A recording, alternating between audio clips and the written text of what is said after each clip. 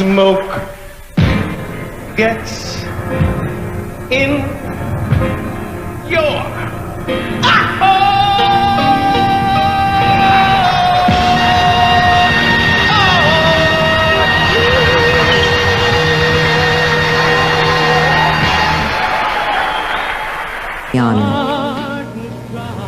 We appreciate what you've done for us. We shall cherish this moment. Hello out there in YouTube land. To all the Platters fans, here I am, I'm back. It's Ted E. Fame, former member of Tony Wiilliams Platters, from 1982 to 1992, to the time that Tony died. So I'm here again with my, as promised, my second live stream. And I have a lot to talk about. I tell you, in 10 years, I have a lot of stuff to share with you guys for 10 years of being a member of the Platters, and a lot of stories. I've been getting a lot of comments and questions concerning Tony's health and the condition of his voice. Man, that's we're about to get into some information. I'm about to tell you guys everything I know and witness and observe, and experience with Tony and his voice for the 10 years that I was in the group. And everything I'm telling you now is first-hand knowledge. It's from my perspective, from my observation, from my witnessing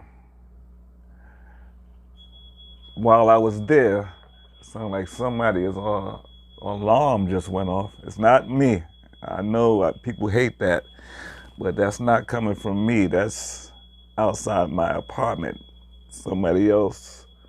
Hopefully they'll get it taken care of real quickly and it won't be too bad. I got the mics close to my voice, so you shouldn't hear it all that loud, especially me talking over it with my mic. I'll continue talking like this just to make sure that that sound doesn't carry to my mic. I feel really upset that that sound is going on at this moment while I'm actually broadcasting to you guys. There you go. Thank you. It's over. Sorry about that. A little technical difficulties that were out of my control. I'm trying to sync my webcam, my going live, and my YouTube channel, because I would like to see me on my computer. You know how we do that, as I conversate with you guys. And I want you guys to come on in. Welcome. Give you a few minutes, a few more people come in, because we're talking to Platters fans today. Only Platters fans, people who want to know the real deal, who are really interested in learning about the stories and the history of one of the world, I was going to say America, but one of the world's most popular groups for their time and era. The 1950s is when the Platters were at their height. If you guys come in late and you haven't seen the intro to the video to this live stream, what I did was I put a couple of clips a little small clip, a little small example of the Platters when I was singing with them and Tony's acceptance speech at the Rock and Roll Hall of Fame, which I was attendant to, but I wasn't on stage. Only the original members that were still alive were there, and that was Herb Reed, Zola Taylor, and Tony Williams. Now, I think Paul Roby and David Lynch's wives or relatives was there to represent them. So those other people who were not members of Platters, those are the representation of the actual members who had passed on when they were inducted to the Rock and Roll Hall of Fame.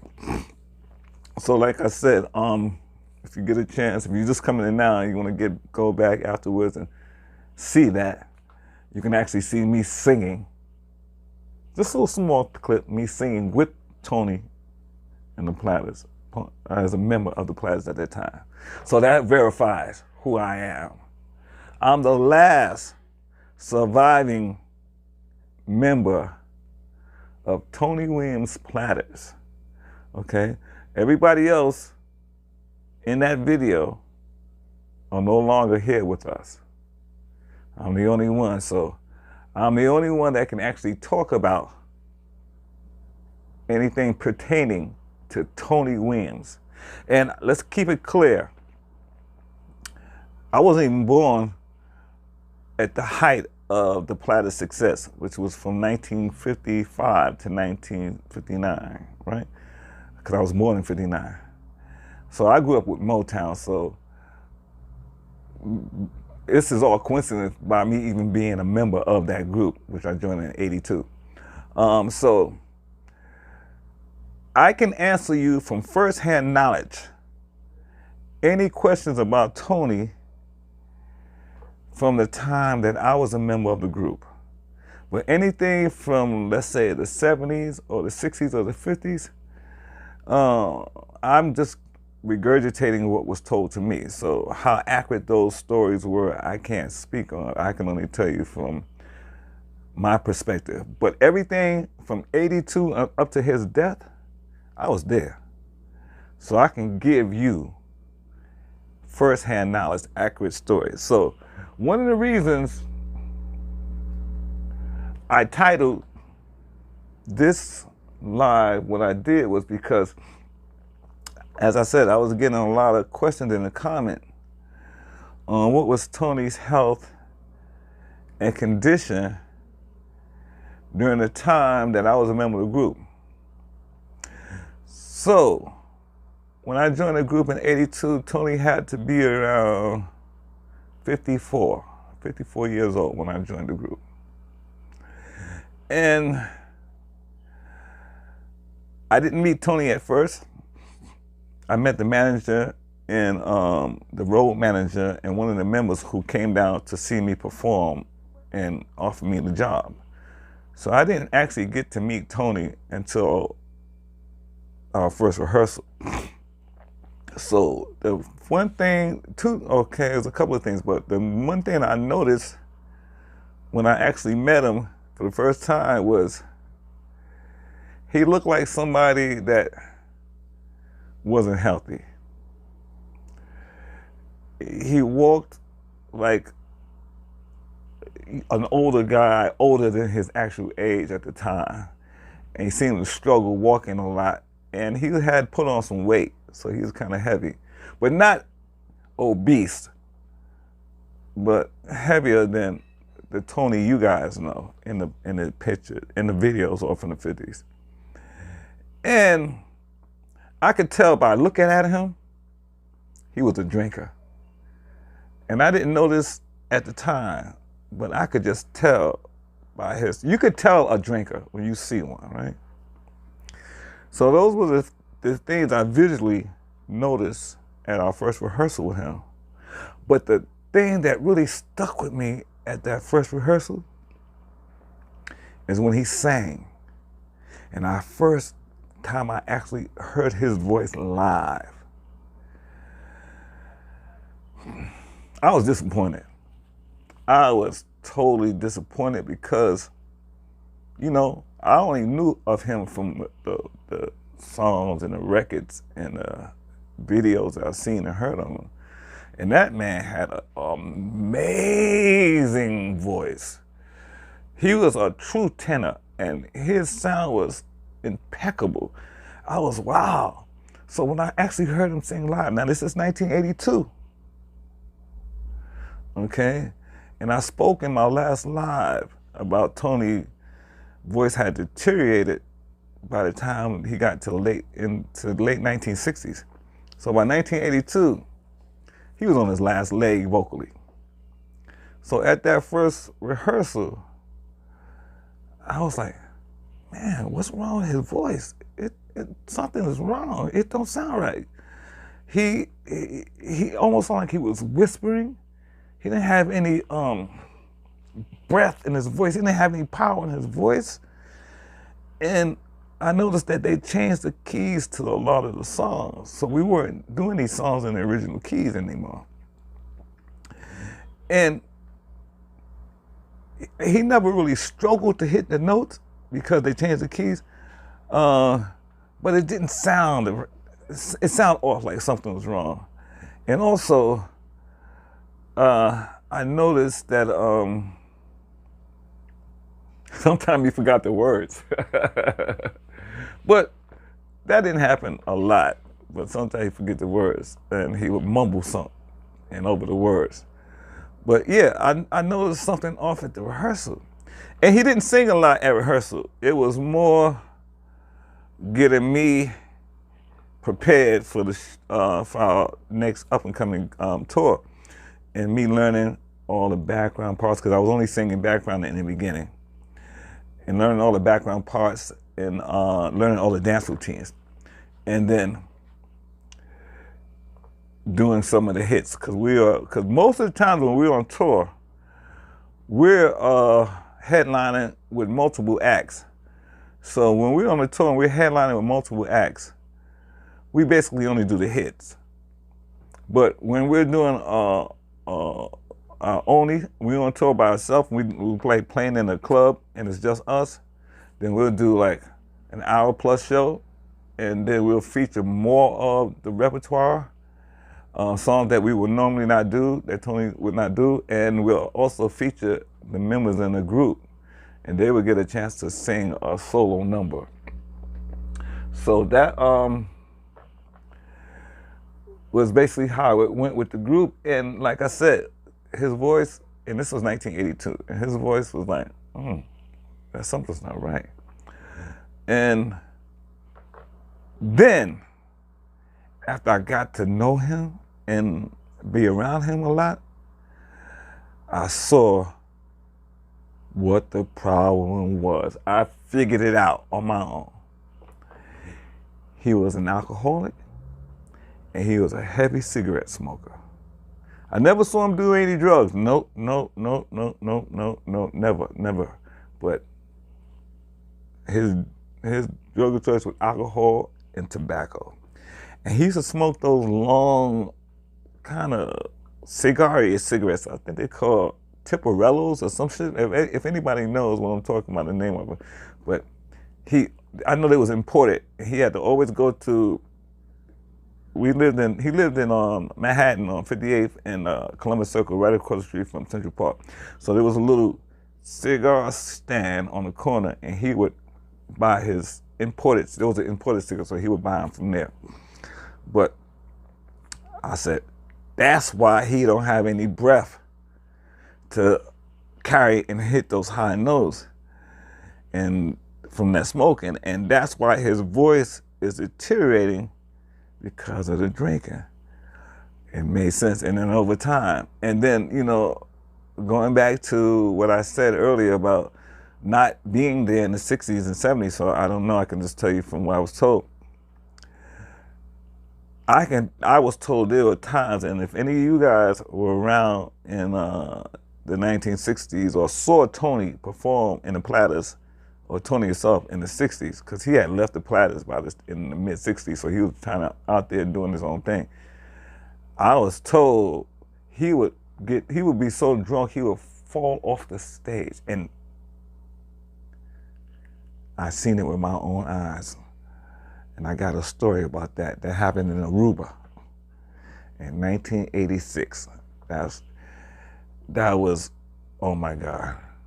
That's a story in its own. So I'm going to get to that at a later time. Right now, we're just going to continue talking about his voice and why a lot of you guys are here. And like I said, when he was 54, by the time I joined the group. And oh, by the way, you guys, please don't forget to like and comment on the videos, and let me know if there's anything you particularly want to know about the Platters. I'm here to chat with you guys also and to answer any questions that I can answer for you. So don't be afraid to ask me a question, type it in, and I'll do my best to answer it if I know the answer to it. I won't lie to you. His voice, and we got through those shows, but I'm gonna talk about that. So our first show, amazingly, the first show I did with them, and I talked about that on another video, what I went through. And if anybody wants to know, I'll talk about it later, but right now we're just talking about his voice. And I noticed when we're doing songs like the hits, the number ones, not just the hits, the number ones, because they had 4 number ones, he would pull those off very well. And I noticed with his voice that he was doing this, he's been singing for so long, he know how to change the melody up a little, so he don't have to struggle to hit those kind of notes, but it still sounds tonyish because he still had his tone. That's one thing I can say. His tone was that same tone. That was the sound. When you heard his voice, you know that's Tony Williams. When you heard him sing, you know that's Tony Williams because the sound was still there. It's just the command of the voice was gone, but the tone and sound was still there. So, and he played on that a lot when we were performing live, and that's what people recognize and gravitate to most when they heard that tone of his voice. But he was a constant drinker, and I could tell you, I noticed it when we were going on the tour, and we're staying, especially for example, I use the Aruba tour, for example, because we were booked in Aruba at the Golden Tulip Hotel. And we were booked there for a month, and they have a showroom there. And it was sold out. Every day of that whole month, that show was sold out. So in between, in the daytime when we before the shows, you know, I would go visit him and sit with him and talk at his room. And he always had a drink. His drink of choice was gin. And I noticed throughout the years, and I found in watching the road manager, because we had a road manager, what he would try to do with Tony, because Tony refused to sing if he didn't have a drink. He ain't going on that stage. And there was a time in Japan where we pulled all that on him, and he would not go out. And we had to do the first show by ourselves because he would not go out. That's another story. But the road manager, one of his jobs was to try to cut the alcohol consumption, so he couldn't stop Tony from drinking. But what he would do was he would cut the alcohol with water, so he would pour water into his drink bottle. So he would pour out half of the liquor, then fill it up with water. So to make it not as potent. I know that sounds crazy, but this is what I saw, right? And I think it helped a little because he wasn't pissy drunk. And only a few times in my 10 years, about 3 or 4 times, Tony was pissy drunk on stage. So I think the alcohol was his courage to go out and perform. I don't know if Tony ever had stage fright or anything of that caliber, but oh, there it is. Oh, I found it. I found it. So guys, if you wanna, I can see if you guys are chatting along. Ask me, I'm gonna type something just to kick it off. Welcome. Let's. What did I do? Well, just give me a second, guys. Give me a second. Welcome. Welcome. Let's chat. Okay, I started it off. Voila. Voila. I kicked it off. Cool. So where was I? So yeah.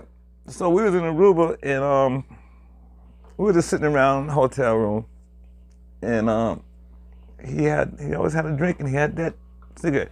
And another thing, this man never slept. He don't go to sleep. I don't know when this man would sleep, because we would finish the show, go back to our rooms, he's up talking and drinking. I go to bed, wake up in the morning and go see him. He's still up talking and drinking. I said, when does this man sleep? Oh my God. Now, you know, me, I tell you right now, if I was up all night drinking, ain't no way I could sing the next day. My voice would be gone. So I always envied that man for that. I said, man, I hate you, because I wish I could stay up all night and hang out and talk and drink and kick it. I wouldn't be able to sing the next day.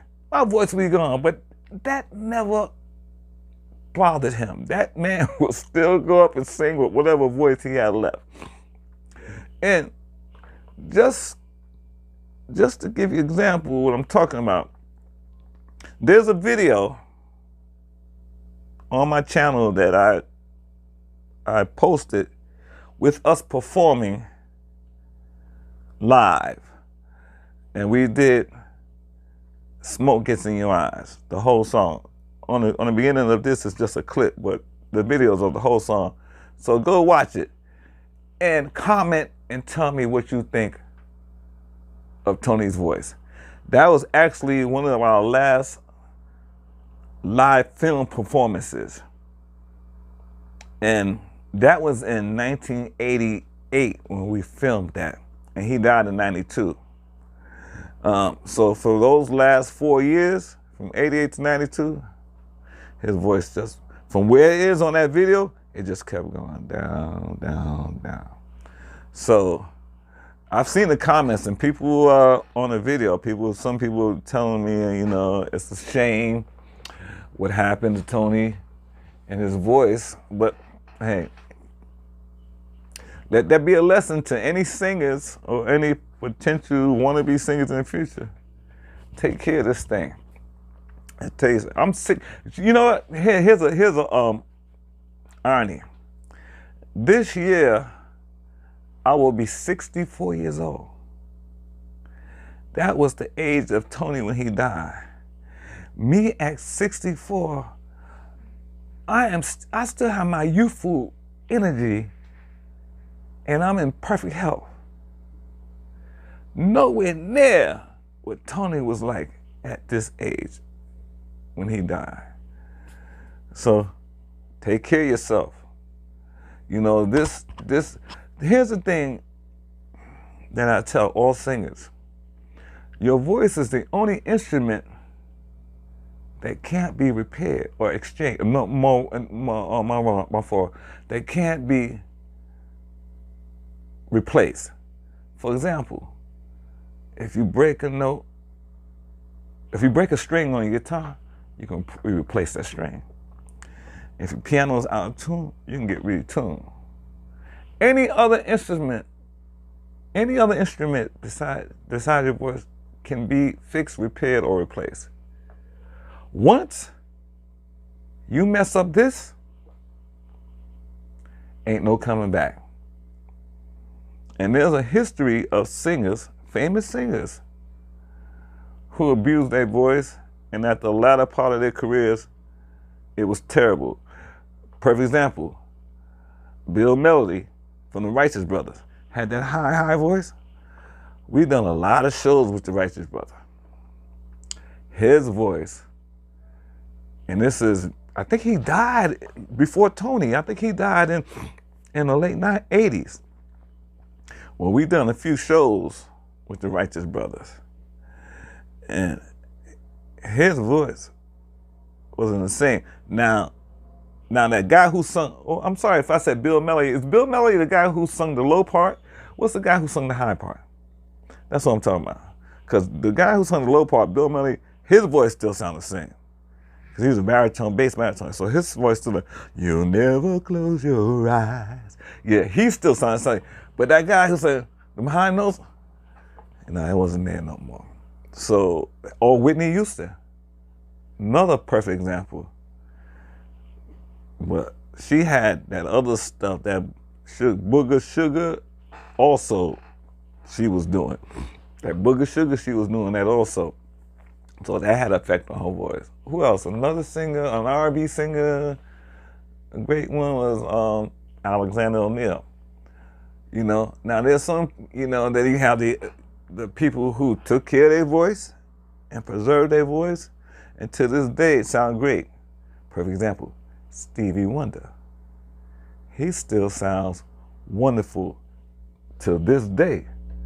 You know, he took, you know, Stevie Wonder was never into alcohol. I don't think he was into alcohol. He never was into smoking cigarettes or doing drugs. So, what happened? So, oh, there we go. So he took care of his voice. So he didn't damage his voice, because alcohol and cigarettes are the two worst habits to have if you're a singer. It will slowly but surely destroy your vocals. Destroy your vocals. Sorry if I look distracted. I'm just trying to make sure my computer's working. It will slowly but surely destroy your voice. I had picked up the habit in the early part of my career, but I haven't had a cigarette since 2010. So I don't drink anymore. I might have a occasional glass of wine here and there, but I don't drink alcohol anymore. And I definitely don't drink on a regular basis. If I'm socializing, I have 1, 2 drink max, 2 glasses of wine. Pinot Noir. I have 2 glasses of wine max if I'm drinking, but no. So I want to, because occasionally I'm retired now. For you guys who want to know what I'm doing now, I'm an actor now. If you go to my channel, go watch some of my videos. Oh, also please, if you get a chance, check out some of my music, because I recorded 4 solo albums on my own, and all the music is on my channel. So if you get a chance, just go listen to some. You don't have to listen to all of it. You don't have to like it all. And I cover a large genre of music, from pop, R&B, little jazz, reggae, hip hop, and soul. So I do a little everything in there. So a little something for everybody. So you might not like every song, but there might be a few songs in there that you might enjoy. So when you get the chance, check out some of my music. But getting back to Tony. So sitting with him and talking with him and seeing how he worked and how he took it. You know what? I think by that time, Tony had already, in his mind, decided his own fate. You know, I'm sure he burned a lot of bridges in his past that weren't rebuildable. So by the time I got to join the group and meet him, I'm sure he had already accepted, because he only had 10 years to live from the time I joined the group. So he probably already accepted his fate. So he was just living off the memory of the Platters. Because honestly, the majority of the time, wherever we played at, we were never booked back there again. But luckily, the Platters were an international group, so there were so many places we'd never been to that wanted us because they wanted to see Tony Williams. And I'm thankful for that, because there's a few Platters out there, but none of them had Tony Williams. And even though I'm telling you all the truth, the behind the scenes truth that nobody else is going to share with you, I admired that man. I admired that man, and I loved that man. He was kind to me. And just to share something with you guys, you know, like I said, when we all had a time when we're doing a full show, an hour plus show, we all had a chance to sing solo. And it got to a point where they started featuring me, and 2 songs that I would sing every night was one of their hits that Sonny Turner made a hit, was called Wash the Shore. And I would also do the finale every night, which is called Shout by the Ozzy Brothers. And anybody who saw the Platters in the 80s, in the 80s, saw me perform that song. And that was our grand finale. I would do that after the last set. I would do that after Smoke. Smoke Gets in the Eyes will usually be Tony's last song on the set. And then I would close the show with Shout, and we would go off like that. And I was told a lot of times, because I wasn't paying attention, it was the people, the audience members, after the show, we would greet them, they said, "You should see when you sing it, Tony is sitting there watching you with this big smile on his face, looking like he's proud of you, admiring you." And I never paid attention to it because he's behind me and I'm out there trying to entertain you guys. So I'm doing my thing. So I'm not watching Tony, but they tell me they watching me and him, and they seeing his reactions to me singing Shout, you know. And I'm thankful that he felt that way about me, because he was kind to me, and he did share a lot of stories with me, and he was always willing to talk to me. And I had 1,000,001 questions to ask Tony all the time. And he was cool. You know what thing? Tony, he inspired me to learn other languages, because, you know, he spent a lot of time in Japan, so he can speak a little Japanese, but it wasn't fluent. He knew some few words. And when I heard him, the first time I heard him talk Japanese, man, I was blown away. I was like, oh my God, I gotta learn. Please teach me that. And I was fortunate to eventually move to Japan and live there for 10 years. So, ima Nihongo shabarimasu. Boku wa. Ne? So I'm saying now I speak Japanese. And I learned that. I was inspired by Tony to learn how to speak Japanese. So all these years later, something else I'm taking from him. I love that man. I loved him dearly. And he was a good man. He had a good heart. And anybody who met him and talked to him would want to talk to him all day. They didn't want to stop, because when people would come backstage after the show, man, we had to, okay, we got to go. Tony got to go. You guys, they would sit up in that dressing room forever and ask that man 1,000,001 questions. But I'm getting back to his voice. So,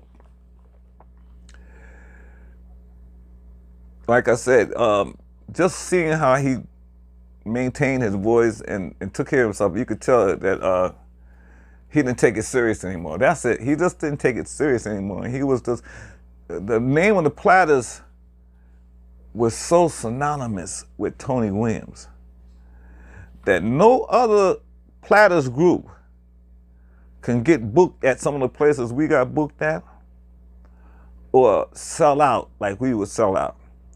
Because, for example, when Tony left the group, when the group finally disbanded, all the members put together their own version of the Platters, and they sung lead on those songs. And then also Buck Rams, he owned the rights to the Platters. Oh, they was in court for years fighting over the usage of the name. I think Sony had signed some agreement he can't use the name of the Platters, and he did it anyway, so he was being sued by Buck for that. And Buck had his Platters with no originals. At one point he had the originals, but they all finally left him and started their own group. So and now there's a Buck Rams Platters today.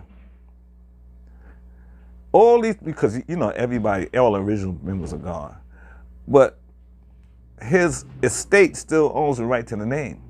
So there's a Platters group out today, but you know I call all those tribute groups. There's no surviving members, many, so you can't really call them the Platters. You can call them tribute groups of the Platters, but not the Platters, right?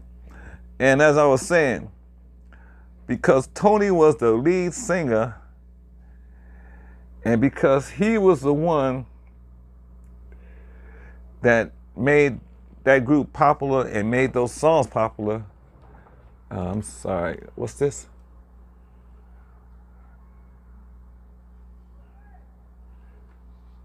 Oh, okay. Something's happening with my thing, overheating.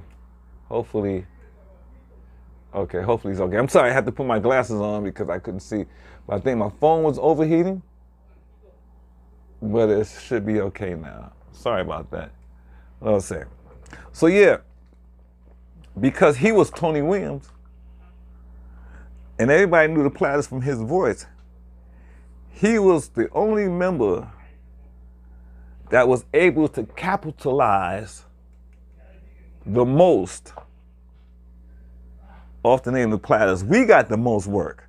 I mean, we were working constantly, touring the world. I mean, we wasn't in Asia, we was in Europe, we was in the Carribeans. We just went across this country, left and right, and only because we were living off Tony Williams. Because the nostalgia of we had the original lead singer. We had the guy who made those records. Regardless of what his voice sounded like, it was still him. It was still Tony Williams. And I remember by '85, there was a revival for that doo-wop music, that 50s rock and roll music. And it was a big boom. I think it was because, you know why? I think I remember why. That movie where Frankie Lyman came out, Why the Fools Fall in Love, and Zola Taylor was it, well, because y'all know the story about Zola Taylor, right? So, and Donna Ross had a #1 hit record with that song, I think around 1985, if I'm not mistaken, 84, 85. So, and Phil Collins, no, he did a Motown song, not a Platters song, sorry about that. But it was a revival for that old music. And we started getting booked even more. Quick story, '86, we came out here to California, LA, I'm in LA now, for a one-off, it was a precursor to Coachella. It was called something else, and it was a 3-night affair. One night was country music, next night was jazz, and the next night was oldies rock and roll. Anybody from the 50s or early 60s who had a hit record was on that show. And we closed the show. I got great stories about that. I'm gonna talk about that at a later time. Getting back to Tony's voice. So he was able to capitalize the most off the name The Platters because it was Tony Williams. And we would sell out in advance before anybody actually heard Tony sing. That's why I said most of the times when we performed, we only did perform at that venue once and never got booked to come back again because Tony wasn't reliable And like I said, at that point in life, I don't think it was that important to him anymore. Only he knew how he felt about his career at that time in the 80s, and whether he was content, satisfied or happy or disappointed, whatever.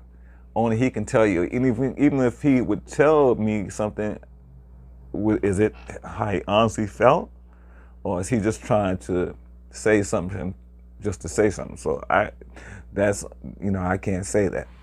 I can say that most of the time when I talk with him, he seemed to be telling me honestly what he felt and thought about, And trust me, I asked him all questions. I asked him about the other members in the group. How did he get along with them?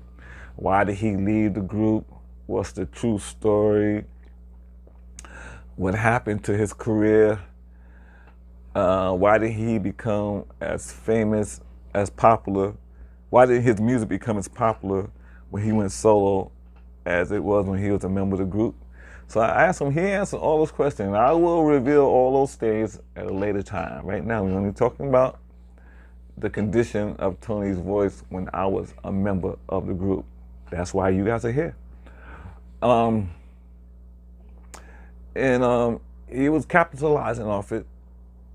There were times, I'm gonna tell you the honest truth now. I'm gonna start telling you specific times when it hurt my heart to actually be on stage with Tony Williams. Wasn't a lot of times, but for occasion. So since I brought up Aruba, let's talk about Aruba real quick. I'm just going to talk about that specific situation, not the whole talk. That was a whole month there. And majority of the nights, things went fine. But this one particular night, I tell you, I've only seen Tony overly intoxicated maybe 3-4 times, and this was one of them. And I think he had been up all night the night before, because I remember that night before we had a great show, and a lot of celebrities was in the audience. Matter of fact, Iman, the model Iman was there. She was there with some rich philanthropist, I don't know. He lived in Aruba, and they came to the show. He went on the show, and they came backstage and talked to Tony for a while. So he was up all night just talking about that stuff. So I knew he was up all night the night before.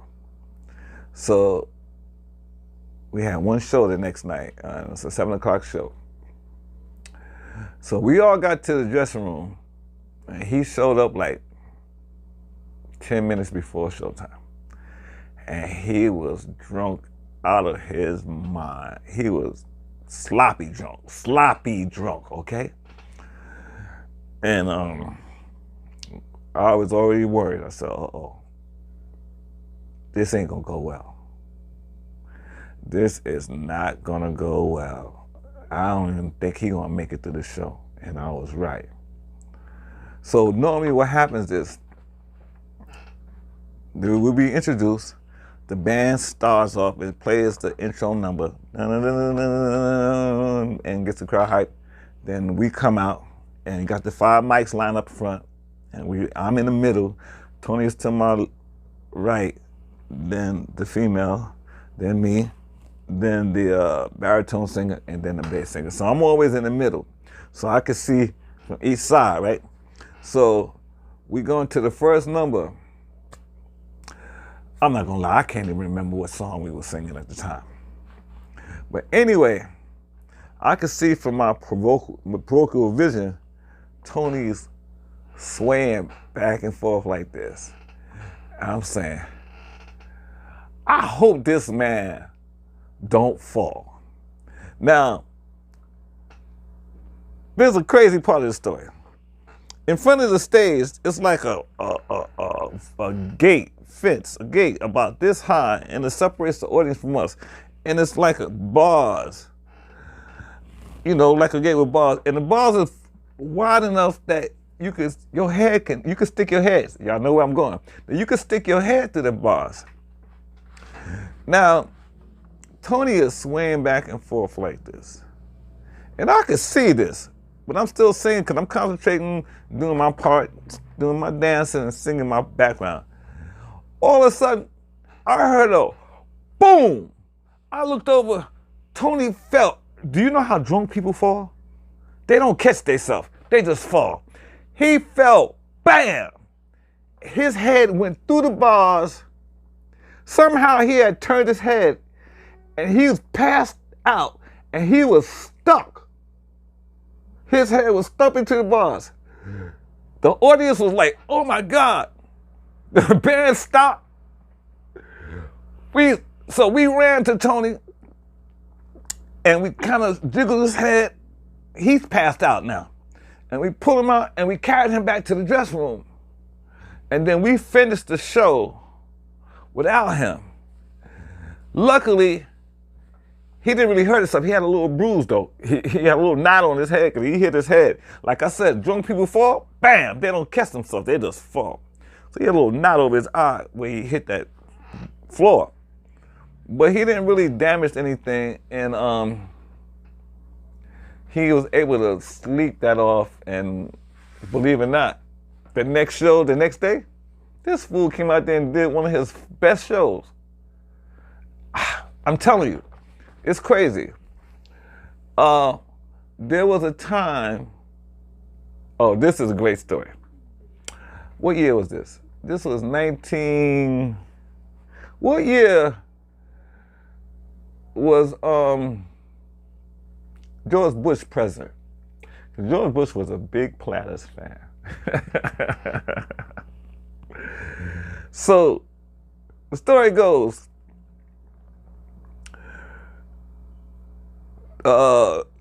George Bush's secretary, or whoever was secretary of the United States was in the audience.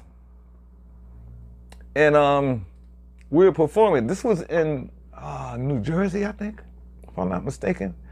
It was this 1988, 89, 90, I can't, it was a long time ago. And there was a table right in front of Tony. Now he wasn't pissy drunk, fall out drunk, but he was drunk enough to have a conversation with that table with nobody there. He just stopped singing and started talking to this table. Oh my God. Embarrassing, embarrassing, embarrassing. So, excuse me. It was a few occasions where it got real bad where, it was one time, where were we? I think we were in Maryland. Can't remember where, but we was in some small dinner club in Maryland. And we had 2 shows. And both shows were bad. You know how bad it was? People were walking out. They were getting up and leave and complaining to the owner about the show. That one particular night, he refused to pay us. So we didn't get paid that night for that show.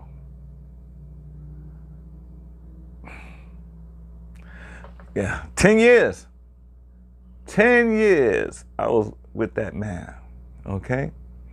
So, and I'm the only surviving member of that group. So, you getting stories that you have never heard before or will never hear from anybody else, because unless they were an audience member, and they can only tell you from what they saw. I can tell you from what I experienced. Big difference, right? Big difference, right? So I'm continuing telling you, if you guys have any questions, I see a few of you guys are still here with me. So if you guys have any questions, leave a comment, ask me, and I'll be more than willing to answer. I'm gonna be here for a while. What time is it? It's almost 1, but it's okay. I got time today. It's a Saturday. I'm looking out my window. It's a cloudy, I think it's supposed to rain, or it's gonna be cloudy today.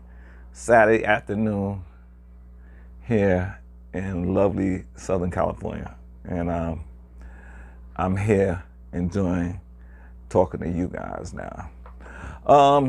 Japan. We were in Tokyo,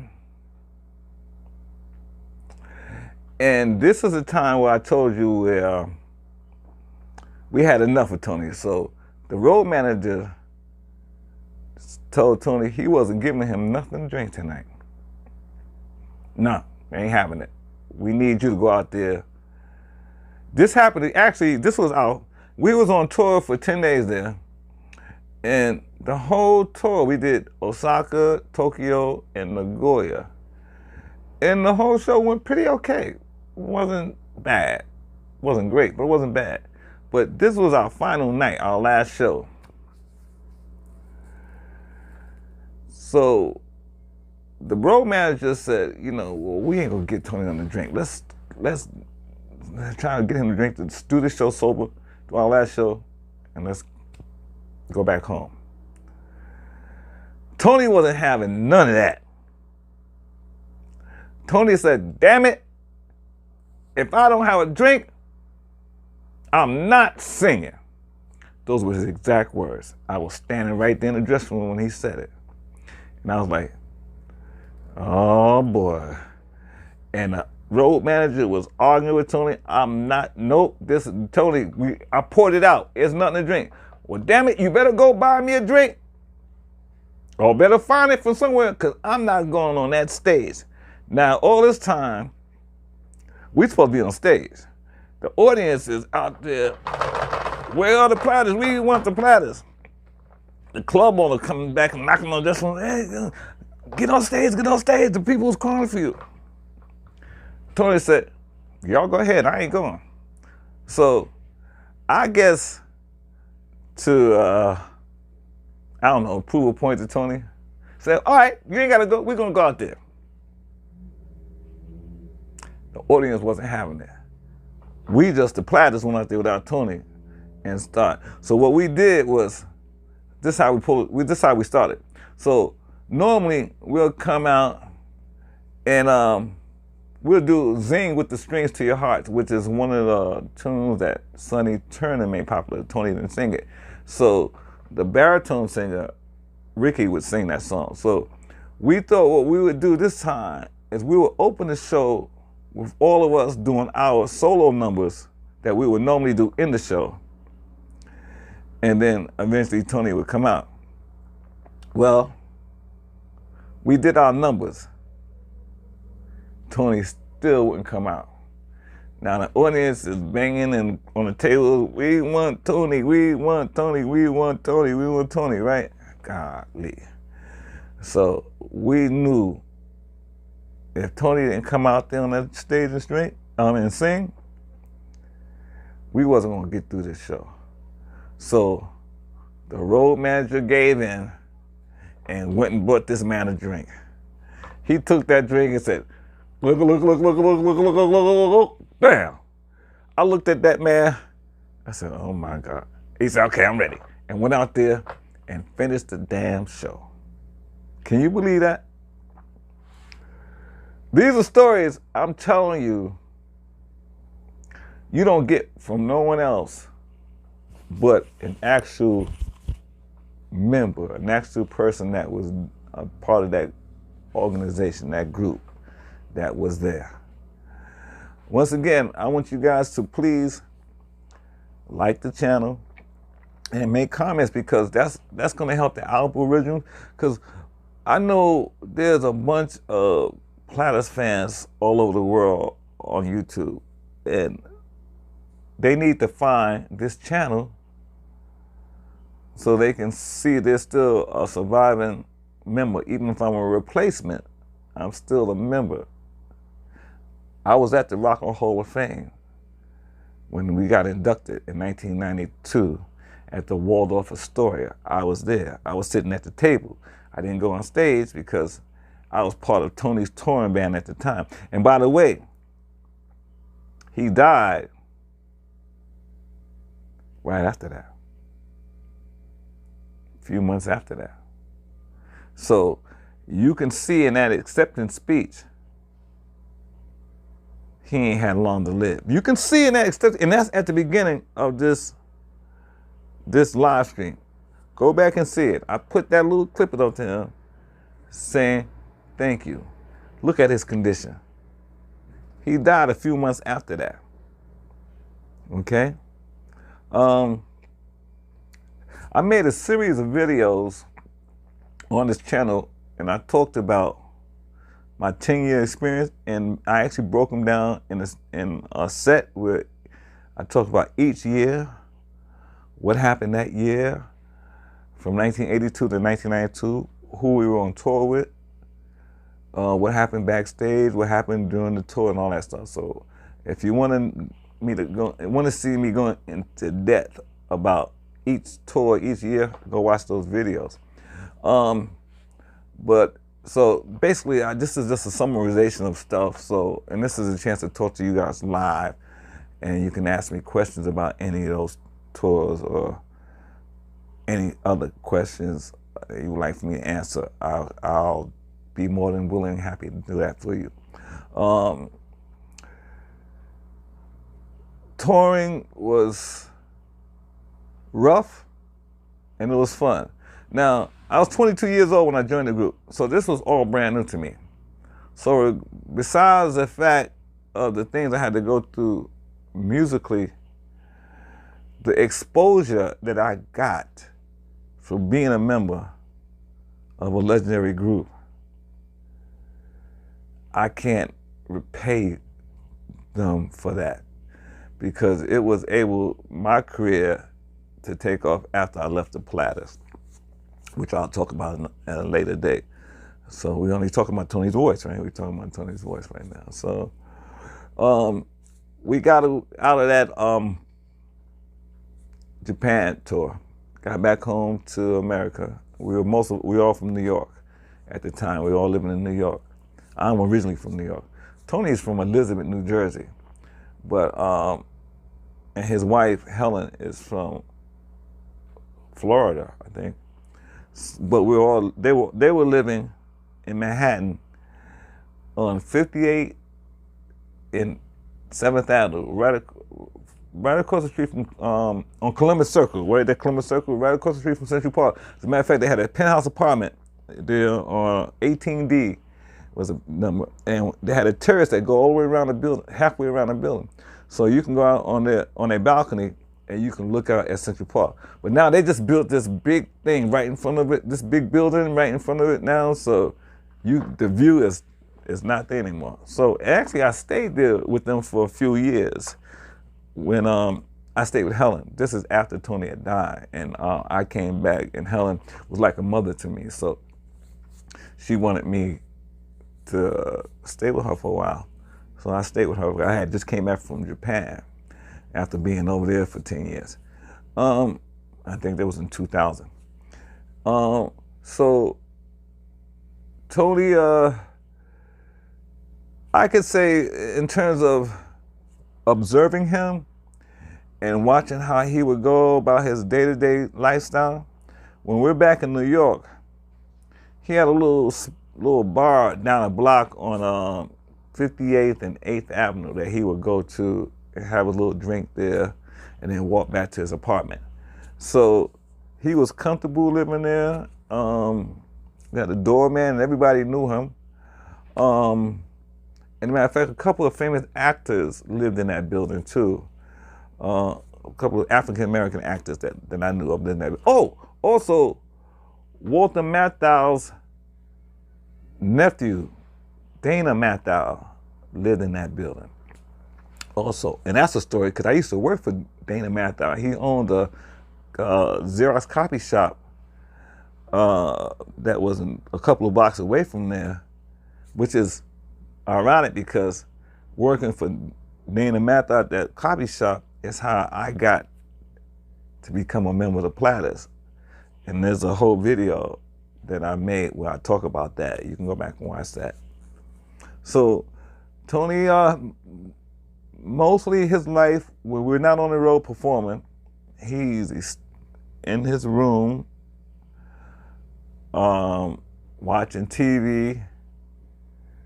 He didn't socialize. Tony didn't have friends that would come over to the house. It was him and his wife, and that was it. And even when we were there, even when some of the group members would come over just to hang out, he would stay in his bedroom, and then he would come out occasionally and just hang out with us in the living room and just talk for a while, and he'd go back to his bedroom. He died in that bedroom, in his sleep, in that bed back there. And another TV. See, I'm giving you all the stuff that you've never heard before, or don't know about, and only can hear from me. And like I said, he would come out occasionally when we were over there and just talk. So he lived a pretty private life, private. Like I said, he didn't have any friends, not that I know of. Just other entertainers that would come and greet us when we were on the road, or if we doing a show with another star like a Benny King, Little Richard, or Bo Diddley, or Jerry Lee Lewis. I got videos of us with all these people. They would come to the dressing room, but nobody really came over to the house to see him, at least not when I was there. It was more just the family or relatives that would come over, or the group members that would, his group, not the Platters that you got, but his Platters at the time, which I was a member of, all of us. We would occasionally go by and just hang out with them sometimes. Because we were there for 10 years. We were like family, man. By the time Tony died, we were like a family. You know, all of us at the funeral, you know, we were all there at the funeral. So we were like a family. So being around him, he was a regular guy. He did regular. He wasn't nothing outstanding or nothing exaggerated. He just lived a quiet, peaceful life. But then again, like I said, now he was 54 years old when I joined the group. So we're talking about a middle-aged man that had already went through his youth. So he goes, of course, he's gonna do middle-aged men things, you know. And if he ain't out, he wasn't. And that's another thing I got to tell you guys. This man was not one of those guys who had a lot of women. No. He had his wife, and that was it. And I noticed that about people who have drinking problems. They don't be into like a lot of women. They have a one woman and they alcohol. So I know that, not just Tony, but I know a few alcoholics or people with drinking problems who are pretty monogamous. You know, they ain't no cheaters. You know, I think the alcohol is their lovers. What I'm saying. You know. Anyway, back to the story. So yeah, he seemed to be pretty content with his life, and just watching him on an everyday basis, and not really, just not even talking, just watching him. He was content with who he was and where he was at in life. You know, I think he was at the end, that last year, you could see that he was giving up, because he was in and out of the hospital that last year. We had to cancel a couple of shows because he had to go to the hospital. So he would be in the hospital for a couple of days and come back home. I think the official cause of death was emphysema, but I know he had diabetes and he had a stroke, because on his left hand, it wasn't, I don't know, it was just his left, his hands were always like this, on this side of this left hand. I don't know when he had the stroke, but it had to happen before I joined the group because he was like that when I met him, and it just got progressively worse during the time I was there. So I don't know on a death certificate what was the exact cause of death, but I think it said emphysema. But I know he had a stroke, and I know he had diabetes. So these are things I know specifically, health-wise, that was wrong with him. And that last year was rough, because he was in the hospital like 3 or 4 times that year alone. And like I said, we had to cancel. Matter of fact, to be honest with you, I had quit the group in 1991 for about 6 months because I wasn't happy. It was already 10 years, almost 10 years, and I was ready to do some other things. And because of my relationship with a lot of the promoters, they wanted to book me after so many years seeing me singing with the Platters and seeing me perform and doing my little show in the show. They wanted to book me. A lot of the clubs wanted to book me. There was specifically a club in Singapore called Chameleon. It was in Marina Bay. And we had went out there with the Coasters and the Drifters. And as a matter of fact, there's an article, I have to find it. There's an article, matter of fact, hold on, I see it. I'm gonna pull up my thing. There's an article that they wrote about us in a newspaper. Let me see if I can show it to you. Here it is. That's the article right there. That's me in the middle, that's Tony on the right, and that's the guy from the Drifters, or the Coasters on the left. And what happened that night, the press came out, and it was a sold-out night in Singapore, and the press wrote that article, and they mentioned me about the young guy in the Platters, Teddy Fame, who turned the club out, sing and shout, running through the club, sing and shout. And they had this whole thing about me. So the club owner approached me and asked me, would I be willing to come back after the tour without the Platters and do my own show and open up for some of the artists that he had coming in. And he offered to pay me $5,000 a week to do that. So, what do you think? Would you have turned that down? And this was after almost 10 years of being with the Platters, so it was time for me to move on. So I took him up on the offer, and he booked me for 6 months at that club. Actually, I'm sorry, he booked me for 4 months, but extended it to 6. So I wasn't there when Tony died. When I got the news is when I came back. And when I got the news, I came back from that tour to Helen, you know, and then I was at the funeral. But and then I went right back. So like I said, the Platters have been good to me even to this day. I could still, you know, live off that name. Sorry about the angle.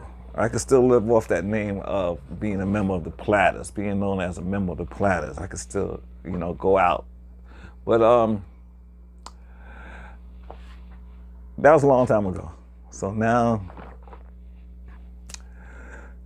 I'm doing my acting right now. But so me and Helen was close. So when I came back to America for good in 2000, she wanted me to stay with her. So I used to live with, that's Tony's wife, and she was having health problems. So she wanted me there to be like a helper for her, because she was alone. She was living alone at that time. So I stayed with her until 2004, and she passed in 2004. She died, I think, from brain hemorrhage or something. She died in but I think it was a broken heart, because she loved Tony so much. And I think after Tony died, she tried to continue with the group, but because she didn't have Tony, they didn't want to book her, because the only reason they was booking us was because it was Tony. So without Tony, we're just another one of these tribute groups, because nobody in the group was an original. You know, the only original that was still alive when Tony died was Zola Taylor and Herb Reed. And they had their own groups. And Zola Taylor was out of LA. And I don't know where Herb Reed group was out of. And Buck Grams, he had his Platters. So when Tony died, those were so the two remaining members and Buck Grams had their groups out. But because we were a part of Tony's group, and he was the only original member in the group that we were in, once he passed, we couldn't get booked anymore. So that's when, you know, I continued my solo career. And she tried to, but because she couldn't get booked anymore, then she retired. And then her health started going down really quickly. So I think she died of a broken heart, because her whole life was centered around Tony. Helen told me she met Tony in 1957 in Las Vegas when the Platters was booked at the Sands, I think. And she was one of those showgirls. And so she met Tony, and he was married at the time too. And they hooked up in a relationship. And then I think in 1960 or 61, he divorced his wife. And then in 62, they got married in Japan, and started their chapter of the Platters. And that's the group that I was a member of. And that was from whenever they started in 62 to when he died in 92. He was going out as, we would go out as Tony Williams, original lead singer of the Platters, or we'd go out as Tony Williams and the International Platters. So we were booked either that, on the billing under that, but we couldn't go out as the Platters because Buck Ram owned that name. And like I said earlier, Buck Ram had Tony sign the disclosure agreement where he couldn't use the name if he wanted to go out and do his own thing with the group. He couldn't use a name, but he broke that rule and did anyway, because that's the only way we would get booked. We had to say Tony Williams of the Platters. It had to be the Platters mentioned with Tony Williams to make it sound official, because most people, not Platters, the real Platters fans, but most people just knew the Platters, they didn't know Tony Williams' name. So we had to say Tony Williams, original lead singer of the Platters. Then they put it together. Oh, that guy, that Tony. So that's how we were booked. And like I said, man, we were booked a lot. We worked, we taught, but mostly we taught internationally. We were always in some part of Asia, Singapore, Hong Kong, Japan, some part of Asia. And we did the major European countries, you know, England, France, Germany. We even did Austria. I had a great story about Austria. That was a one-nighter. That was a great story. Man, let me tell you something. This was a dream come true for me, being a member of that group, because I got a chance to travel over the world. I had a chance to go to countries I didn't even know exist, meet people who I had no knowledge exist. And I know it's because I was a member of that group, the love that I received everywhere that I went. And I was amazed, even to this day, how much love the Platters still get from fans. Even a lot of you guys. My channel, when I created this channel, I was surprised how many Platters fans was on YouTube. And wanted to engage me and learn about the Platters. And talk about the Platters and tell me their story about the Ireland. So many people have told me their stories about their time being a member of the Platters. I mean, I'm seeing the Platters, and even some people remember me and the show that I was on. The tours were amazing. The countries, I'm telling you, Israel. I mean, we went everywhere. Only places we never went when I was in the group was Australia, Africa, and Russia. But we was every place else, man. Like I said, I've been to places that I didn't know exist. I had about 4 passports, okay? And stamps. I had so many freaking flying miles back in the 80s and 90s. It was ridiculous how many frequent fly miles I had, you know. Wow. I'm just, excuse me for pausing, but I'm just, I'm just trying to remember stuff. Unless you guys have questions you want to ask me, I'm just giving you everything that comes to mind at the time. And I want to stay on this particular stream. I want to stay on the topic of Tony's voice, because we're going to talk about a lot of great times, but I know all you guys want to just hear about his health and his voice. So I already spoken on his health, so you got to understand now what condition he was in, and you understand now why his voice was the way it was. Okay? Not much more I can think about, because I don't want nobody, this is not a Tony bash. I'm not bashing Tony. I know a lot of people are hurt to hear this stuff, but this is the truth. Maybe some of you don't want to hear the truth. What's that movie with Jack Nicholson? The truth.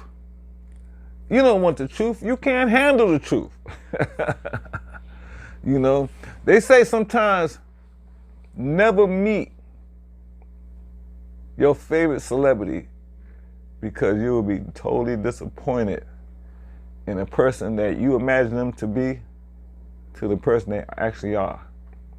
So besides Tony having a drinking problem, he was a good man. He was a very good man with a very good heart, and people loved him, and he was kind. He was fun to be around. He would love to engage you in conversation. He would always like to impress you. He liked to do magic tricks. He had a couple of magic tricks he liked to do. You can't believe that? This man had a couple of magic tricks he liked to do. He's always pulling something on you, man. Always pulling something. Man, see, now a lot of stuff is coming back that I forgot about, that started to come back to me. And these little intimate, personal times that we were together that had nothing to do with the music, it's just us relating as Platters family, and stuff that happened backstage in the dressing room, or in our rooms at hotels, or on the road, on airplanes, on tour buses. Oh man, all my dreams came true. Wanted to be on a tour bus. Man, we traveled to the United States on a tour bus. Had great times on tour buses. Had our own tour bus. That was wonderful. First time I ever been in an airplane is when I became a member of the Platters, and we were flying all over the world, flying everywhere. Everything I've done for the first is because of the Platters. So this is not a Tony bashing channel. This is a Tony appreciation channel.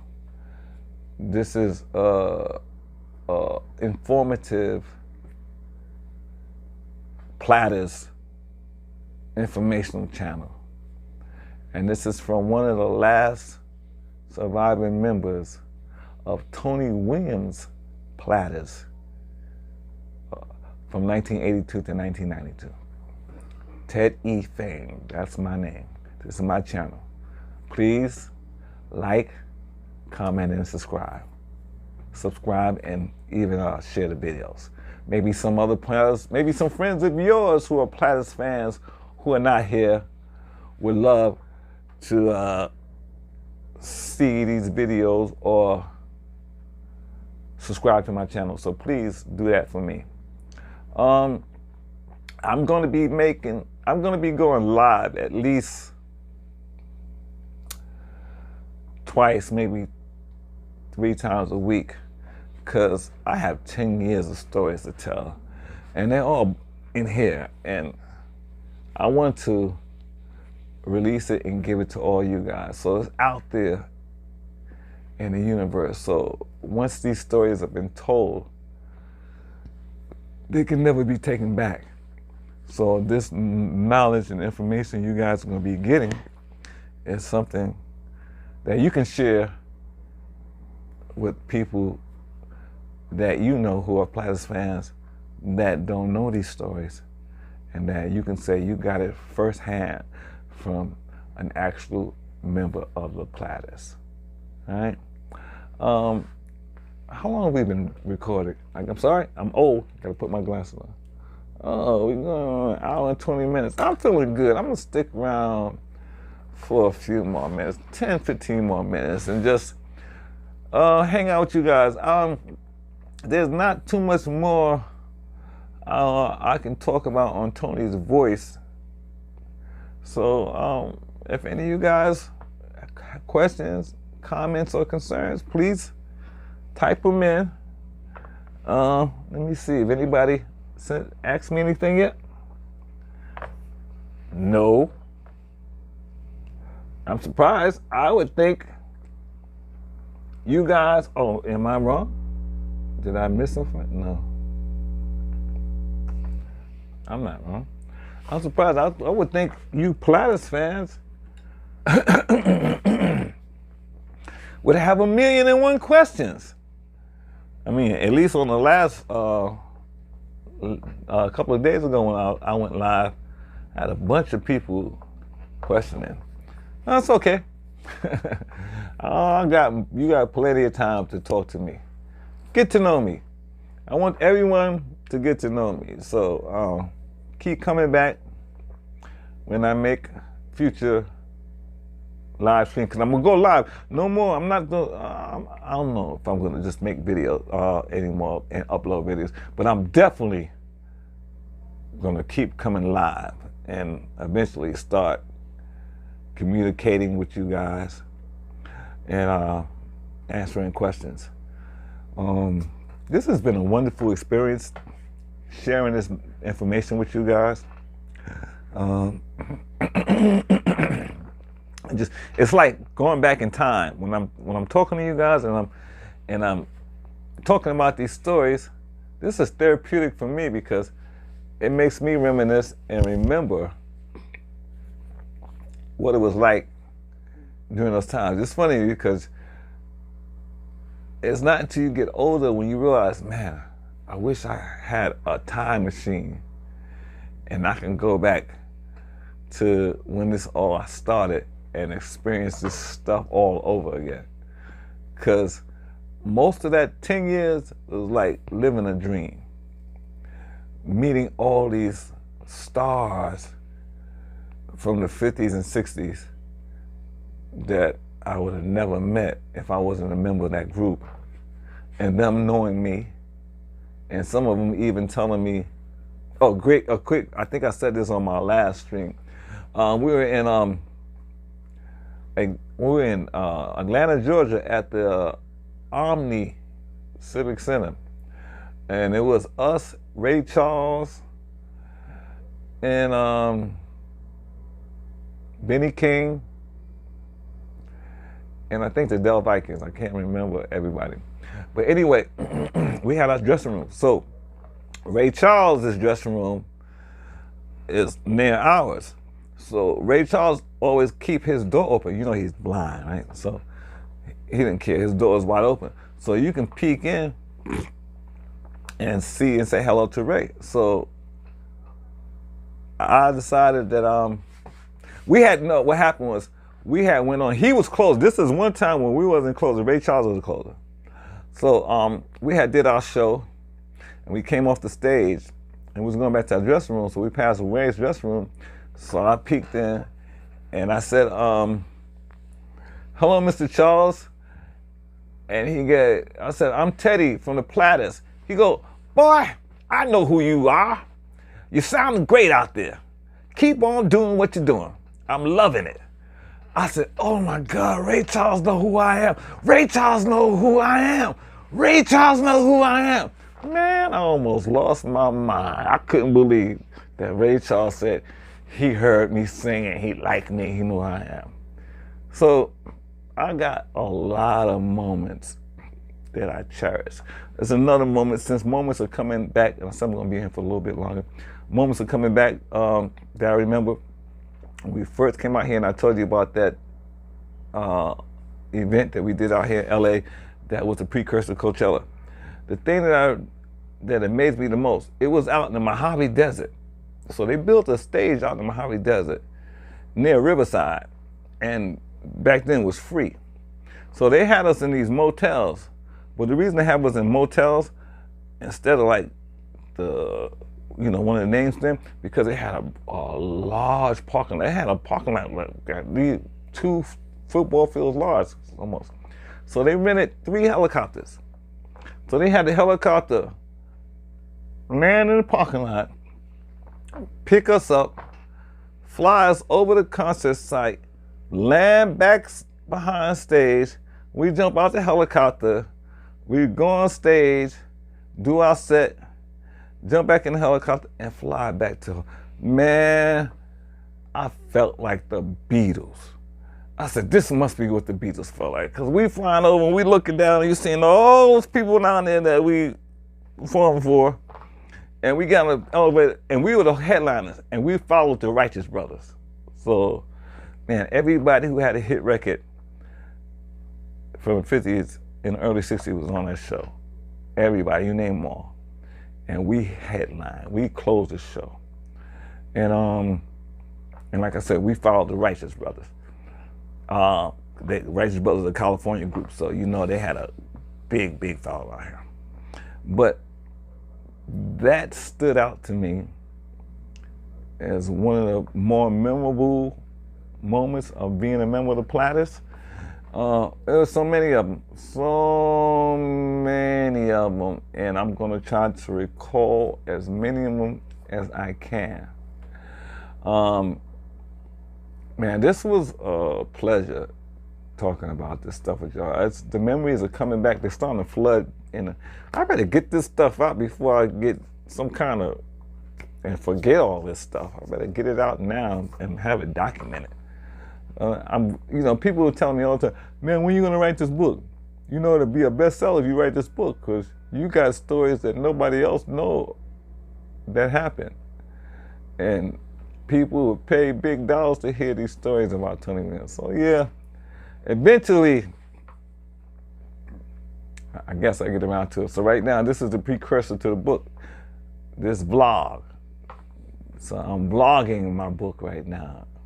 And they can take all these clippings and segments and write a book from that. Don't even need me. They can just listen to these videos while I'm telling these stories and go ahead and write the book. So the book is gonna get written one way or another, either from me or from these videos or these vlogs that I'm leaving. Maybe one of you Platters fans out there might go back to my page and put a collection of all these videos together and write your own book. That's an idea, right? Just give me credit. Make sure you give me credit, all right? Because you don't want me to be angry at you and come looking for you now, using my stories for your own personal gain and wealth. I'm kidding with you guys. Man, this has been a pleasure. There's some things I want to do now. I spent over an hour and a half with you guys. Next time, I need you guys to engage with me, man. I seen all you guys coming and going and coming and going and coming, and nobody's asking me any questions. Nobody's making no comments. Are you guys real Platter fans or what?